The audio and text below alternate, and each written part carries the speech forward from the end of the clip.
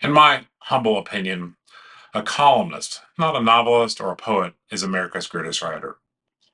Hey, thanks for stopping by to talk about history. I'm Aaron Miller, the Desperate Historian. America's greatest writer, Ernie Pyle, was born today, August 3rd, 1900, in the small rural farming community of Dana, Indiana, which is in far western Indiana, not too far from the Illinois border.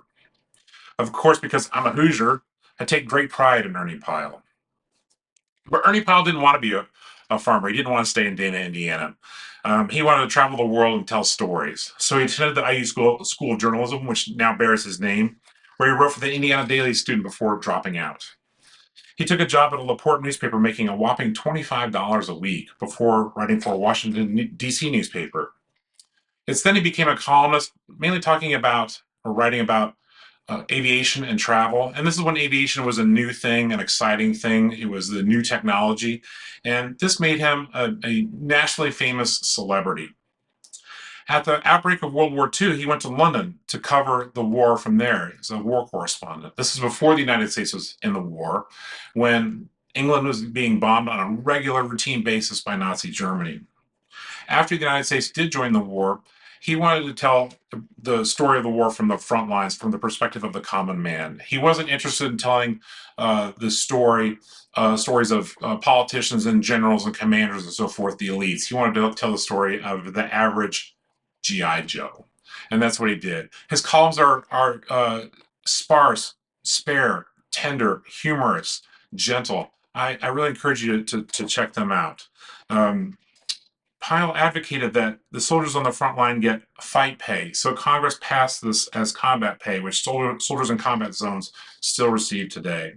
He landed on Omaha Beach on D-Day, one of just 28 journalists to go ashore on D-Day. His most famous column was The Death of Captain Waskow, which appeared in newspapers on Monday, January 10th, 1944. And it's perhaps the greatest newspaper column ever written. He writes about the death of an infantry officer who was leading his men in the fighting in Italy. Pyle wrote, "Two men unlashed his body from the mule and lifted it off and laid it in the shadow beside the low stone wall. Other men took the other bodies off. Finally, there were five lying end to end in a long row alongside the road. You don't cover up dead men in the combat zone. They just lie there in the shadows until somebody else comes after them." The unburdened mules moved off to their olive orchard. The men on the road seemed reluctant to leave. They stood around, and gradually, one by one, I could sense them moving close to Captain Waskow's body. Not so much to look, I think, as to say something in finality to him and to themselves. I stood close by, and I could hear. One soldier came and looked down, and he said out loud, "God damn it." And that's all he said, and walked away. Another one came, he said, "God damn it to hell anyway." And he looked down for a few last moments, and then he turned and left. Another man came. I think he was an officer. It's hard to tell officers from men in the half light, for all were bearded and grimy, dirty. The man looked down into the dead captain's face, and he spoke directly to him, as though he were still alive. And he said, "I'm sorry, old man." Then a soldier came and stood beside the officer and bent over, and he too spoke to his dead captain, not in a whisper, but tenderly. And he said, "I sure am sorry, sir." There's no way I can read the rest of that column without choking up. So I encourage you to check it out. I've left a link for the column in its entirety in the description of this video.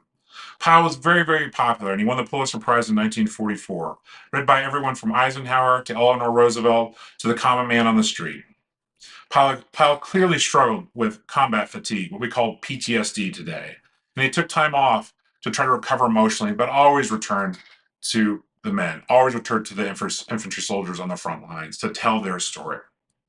He did not have to be in Okinawa in 1945, but he wanted to be with the soldiers. He wanted to be with the infantry and make sure that their story is being told and being told accurately.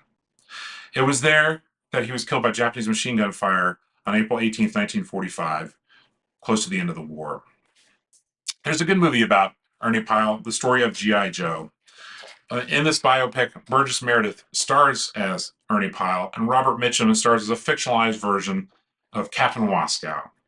It's an excellent movie, and it's one of the more accurate movies about World War II that was actually made or came out during or shortly after the war.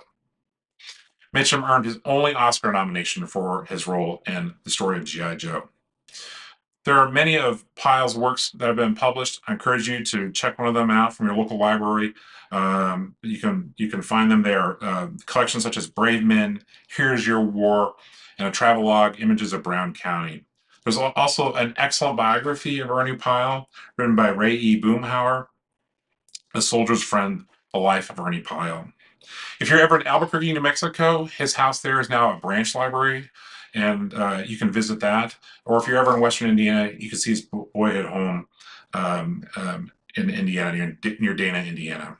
There are many tributes to Ernie Pyle, including the IU School of Journalism, but he is buried with his men at the National Memorial Cemetery of the Pacific in Hawaii. At a time when journalism, journalists, and even the written are under attack, Pyle reminds us of how important those things are and that those things matter. One of my favorite quotes of his is, I like gentle people because there are so many people in this world who are not gentle.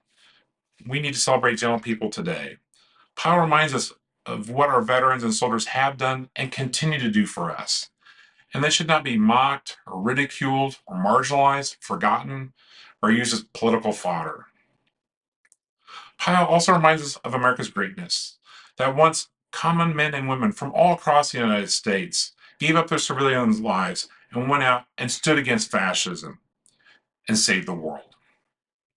Hey, if you like this kind of content, do me a favor, hit the like and subscribe button or leave a comment below. I'll see you next time on The Desperate Historian.